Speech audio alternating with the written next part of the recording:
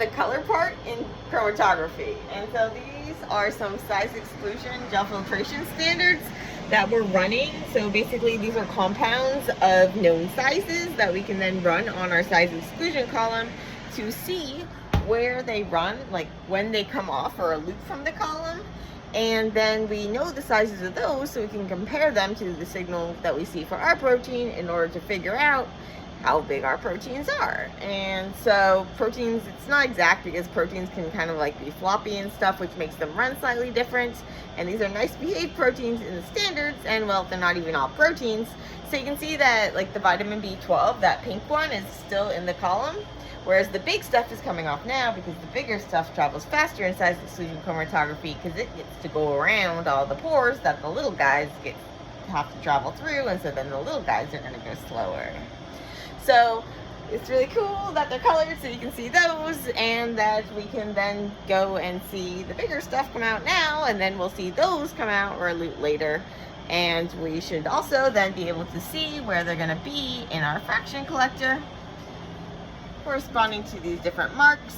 And we have the mils since our injection time, and then we can compare the signals for our protein to the signals for these known things, and that'll give us an idea about the kind of size of our proteins and the oligomeric status. So we're interested in seeing whether things are tetramers or dimers or monomers. And so hopefully by having these kind of like size marks, kind of like the size molecular weight standards, like your ladder on a gel, we'll be able to tell.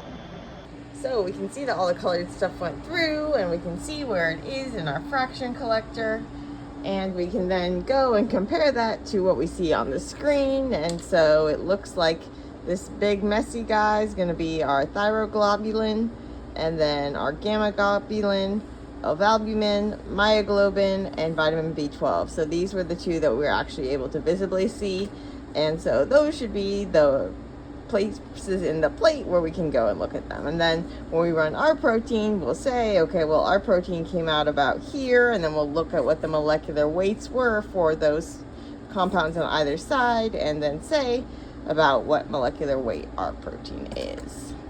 Things are going to run differently on different columns and in different conditions, and so you'll just want to have it do it with the same conditions, the same column as the proteins that you're looking at.